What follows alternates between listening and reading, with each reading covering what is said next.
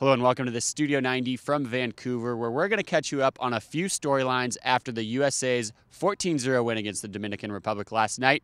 Aaron, first let's talk about Amy Rodriguez's 5 goals.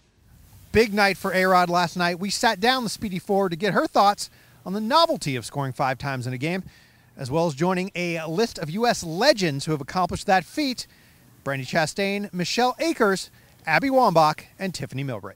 I think that, those girls have, set this kind of precedent, and they are just so, in my mind, unattainable. So to, accomplish something that they've done is pretty cool. I have never scored 5 goals before. That is so unheard of. And, in the moment, I kind of had to pinch myself because I didn't think it was really happening. But my team played great, and they set me up in some great spots, and I was just fortunate to, help our team out. It does take some time for forwards to get in the zone. I'm not sure what happened in the Dominican Republic game. I felt like, each time I was touching the ball, it felt good. I felt strong. I went into the game very confident, very relaxed, and comfortable, and I think that's what helped me play well. So a really positive start for the U.S. women's national team here at the tournament in Vancouver, but unfortunately, Aaron, some bad news for the U.S. team on Saturday. Yes, solemn mood in the U.S. camp today as an MRI has confirmed that U.S. right back Krieger did in fact tear the ACL and MCL in her right knee, ruling her out of the Olympic Games should the USA qualify. We caught up with Allie in the U.S. training room as she begins the first steps on her long comeback road. There's a couple ways that, I've heard that we are going to be doing the surgery, so there's a couple different ways. I'm not quite sure yet which road I'm going to take, but whichever road is going to be the quickest to come back fully recovered is what I'm looking forward to. So we're figuring that out right now. It's in the works, and hopefully, as soon as I get surgery, then I'll just start my rehab and recovery process and then go from there. I actually got flowers sent to my room today by three of the fans that were there yesterday, which is, you don't get that every day. And honestly, I just want to tell them thank you so much for all the love and support. I know that I'm going to come back even stronger. It's terrible.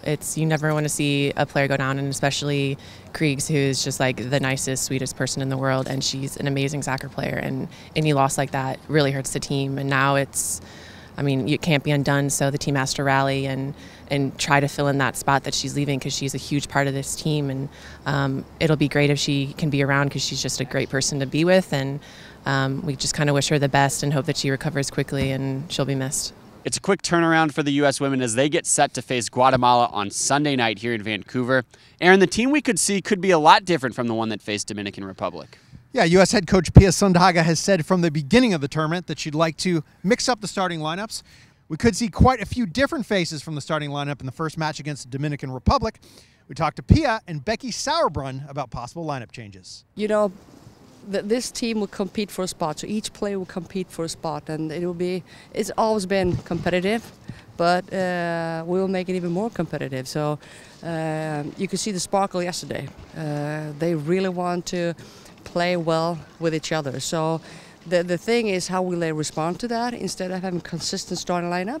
I'm very excited about that, because that will give the coaches, we give a lot of options, and when I look at the bench, it is a really good bench. So I think this will be good, and I'm looking forward to see the next game. I would say this team is pretty deep, and we have people in every position, and a lot of people who are versatile can play a couple positions. And I think in a FIFA tournament like this, it's really good to get the experience and to get players in that don't get a lot of playing time. 3 group stage games in 5 days, the legs do get tired no matter who you're playing with the scoreline. And so it's really important that you kind of rest some players, especially the players that have to run a lot and running positions. And it's also good to give other players time. That 14-0 scoreline from Friday night may have raised some eyebrows. Indeed, it was a new record for U.S. goals scored. Aaron, that plus 14 goal differential could be crucial for the U.S. here in this qualifying tournament. Absolutely. The USA's goal is obviously to win the group and then play the second-place team in Group A for a berth to the Olympic Games. Coming down to that third match against Mexico, goal difference could indeed play a big factor. We talked to U.S. forward Abby Wambach about the team's mentality in this first round of Olympic qualifying. Well, you're taught as a young kid, if you're a forward especially, that if you get a chance to score, you take it. And, you know, of course, after a couple goals, you start to think of what are some circumstances that I can put my teammates in good positions to score goals. But sometimes you still happen to be right in front of the goal and you have no other choice but to finish it. Well, there's a few reasons why it's important that we scored this many goals. I know some people out there might think that it's a little harsh, it's a little excessive, but first of all, we didn't win our qualifying tournament a couple years ago leading into the World Cup. So we're trying to, number one, make a statement. Number two, ensure that we actually do win this tournament. That goal differential could matter, and people don't realize that. So we realize that it could look a little bit harsh, but this is a game. So that's it for Studio 90 here from Vancouver. You can watch the U.S. women take on Guatemala at 7:30 p.m. Eastern Time on Sunday.